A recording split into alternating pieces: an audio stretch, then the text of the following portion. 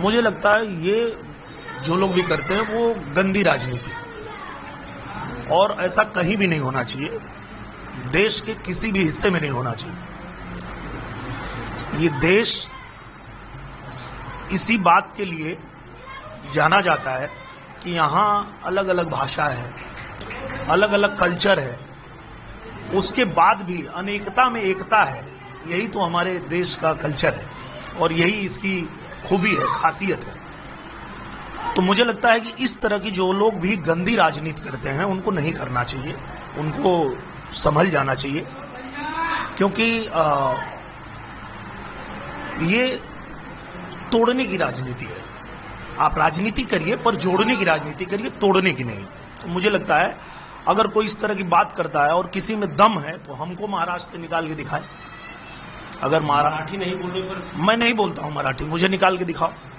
मैं किसी भी नेता को खुला चैलेंज देता हूं कि अगर तुम्हारे अंदर दम है तो मैं मराठी नहीं बोलता हूं, महाराष्ट्र से निकाल के दिखाओ मुझे, रहता हूं वहीं। तो ये गंदी राजनीति नहीं करनी चाहिए, मेरा ये कहना है। नीतीश राणे ने कहा है कि सिर्फ हिंदुओं को टारगेट किया जा रहा है, गरीब हिंदुओं को, किसी मुसलमान को टारगेट नहीं किया जा रहा है। जैसे आमिर खान हिंदी मैंने कहा ना, इस तरह की ना गंदी राजनीति नहीं होनी चाहिए। मैं खुद भी एक पॉलिटिशियन भी हूं, कलाकार भी हूं, पर मैं मानता हूं कि राजनीति कभी भी लोगों के भले के लिए होनी चाहिए, देश के भले के लिए होनी चाहिए। इस तरह की गंदी राजनीति नहीं महाराष्ट्र कहीं भी ये कंपल्सरी होना चाहिए। बिल्कुल नहीं, बिल्कुल नहीं। देखिए, अगर किसी की क्षमता है कि वो 1, 2, 3, 4, 5 भाषा सीख सकता है तो सीखे, क्योंकि मराठी बहुत अच्छी भाषा है, बहुत प्यारी भाषा है, भोजपुरी जैसे प्यारी भाषा है, गुजराती है, मराठी है, तेलुगु है, तमिल है, कन्नड़ है, सारी भाषाएं बहुत, सबकी अपनी खूबसूरती है। तो वो सबको सीखना चाहिए अगर क्षमता है तो, पर नहीं अगर सीख सकते तो कोई जरूरी नहीं, किसी को जबरी नहीं करना चाहिए।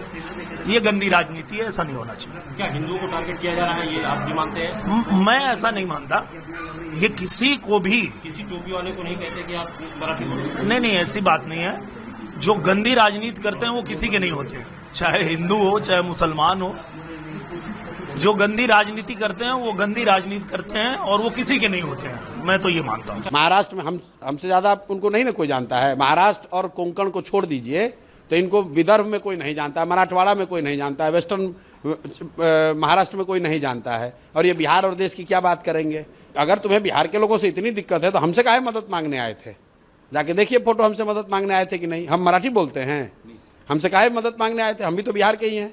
राज ठाकरे का एक स्टेटमेंट आया कि जो भी मराठी नहीं बोलता हो उसके कान के नीचे बजाओ, इसको आप? राज ठाकरे के पिताजी का ये देश नहीं है, ठीक है ना?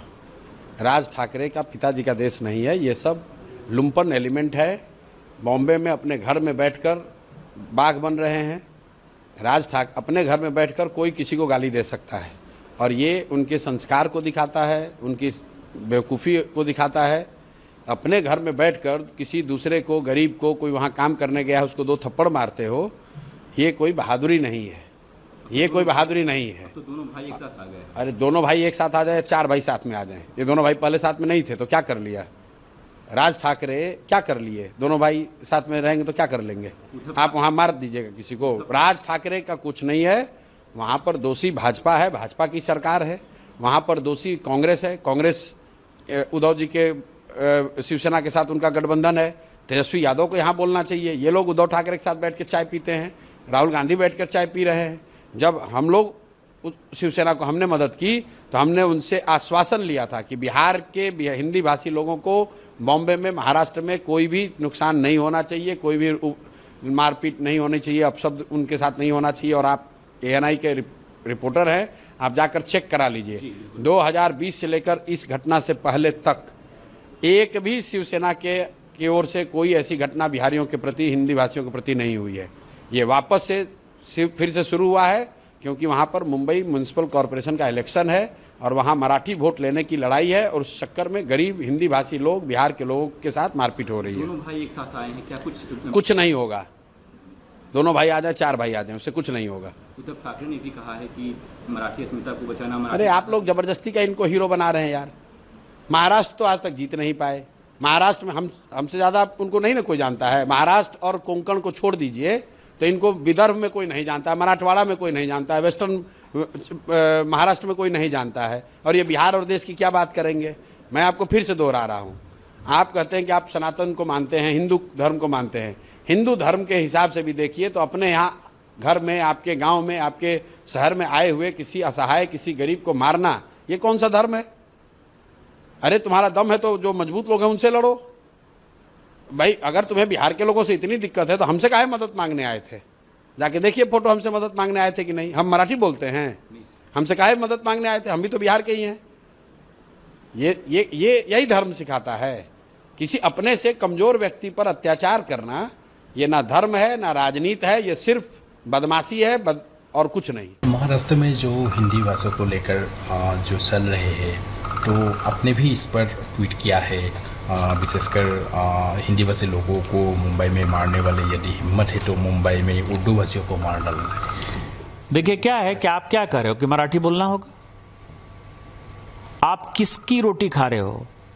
वहां टाटा है, बिरला है, रिलायंस है, कोई महाराष्ट्र में यूनिट नहीं है। सब टैक्स पेयर जो है, टाटा यदि बिहार झारखंड नहीं होता, उस वक्त बिहार नहीं होता, टाटा ने तो पहली फैक्ट्री वहीं बनाई। हमारे पैसे पर पल रहे हो तुम। कौन सा टैक्स देते हो? कौन सी इंडस्ट्री है तुम्हारे पास? माइंस हमारे पास है, झारखंड के पास है, छत्तीसगढ़ के पास है, मध्य प्रदेश के पास है, उड़ीसा के पास है। आपके पास कौन सी माइंस है? रिफाइनरी यदि रिलायंस ने बैठाई या एसआर ने रिफाइनरी बैठाई तो वो गुजरात में रिफाइनरी बैठाई है। सारी इंडस्ट्री जो है, सेमीकंडक्टर की भी इंडस्ट्री है तो गुजरात में आ रही है। आप जो है लाटसाही कर रहे हो और ऊपर से जो है आप हमारा दोहन करके, शोषण करके टैक्स पेयर करते हो। और यदि आप में ज्यादा हिम्मत है तो आप हिंदी भाषी को मारते हो तो उर्दू भाषी को भी मारो, तमिलियन को भी मारो, आप जो है तेलुगु वाले को भी मारो। आप जो इस तरह की घटिया हरकत कर रहे हो, और मैंने हमेशा कहा है कि जब अपने घर में हो, महाराष्ट्र में हो, यदि बहुत बड़े बॉस हो तो चलो बिहार, चलो उत्तर प्रदेश, चलो तमिलनाडु, तुमको पटक पटक के मारेंगे। ये अनार्की जो है नहीं चलेगी। हम मराठी का सम्मान करते हैं, मराठी एक आदरणीय भाषा है, और हम छत्रपति साहू जी महाराज, छत्रपति शिवाजी जी महाराज, पेशवा, सबका जो है तात्या टोपे से लेके सभी का हम सम्मान करते हैं। उन सबों ने, तिलक हो चाहे लाजपत राय हो, सभी ने जो है आज़ादी के आंदोलन में, गोपाल कृष्ण गोखले हो, सबसे बड़ा योगदान दिया है। हम तो सभी मराठी स्वतंत्रता सेनानियों का सम्मान करते हैं। महाराष्ट्र के स्वतंत्रता में, हमारी भारत की स्वतंत्रता में बहुत बड़ा योगदान है। लेकिन आज जो वोट बैंक की पॉलिटिक्स, बीएमसी का चुनाव होने वाला है और ये उद्धव ठाकरे और राज ठाकरे जो कर रहा है, इससे घटिया कोई काम नहीं हो सकता है और हम इसका प्रतिकार करते हैं। और यदि उनमें हिम्मत है, जो मैंने आपको कहा है, यदि उनमें हिम्मत है तो बगल में जो है माहिम इलाके में चले जाएं और माहिम की दरगाह के सामने जो है किसी हिंदी भाषी और उर्दू भाषी को पीट कर दिखा दें, तो मैं मानूंगा कि वो सचमुच जो है बाला साहब ठाकरे जी के जो है वारिस हैं और बाला साहब ठाकरे जी के सिद्धांतों पर चल रहे हैं। निशिकांत दुबे जी को मैं विनती करता हूं कि बिहार का जो राजनीति है, वहां का जो इलेक्शन स्ट्रैटेजी है, वो महाराष्ट्र में आप मत इम्प्लीमेंट करो। आप कहा तो भी बिहार का इलेक्शन, वेस्ट बंगाल का इलेक्शन ध्यान में रखते हुए महाराष्ट्र की जो इक्वालिटी है वो कहाँ पे तो डिस्टर्ब आप कर रहे हो। दूसरी बात, हम जो बोलते हैं मराठी मानुस कौन है, जो महाराष्ट्र में जन्म लेता है, वो गुजराती हो सकता है, वो राजस्थान से हो सकता है, वो साउथ से हो सकता है, नॉर्थ से हो सकता है, लेकिन यहाँ पे जन्म लेने के बाद मराठी के बारे में आदर होना चाहिए, महाराष्ट्र के बारे में आदर होना चाहिए। और जो व्यक्ति मराठी और महाराष्ट्र के खिलाफ बोलते हैं, महाराष्ट्र में रहते, उसको हम बोल रहे हैं कि ये गलत चीज तू कर रहा है।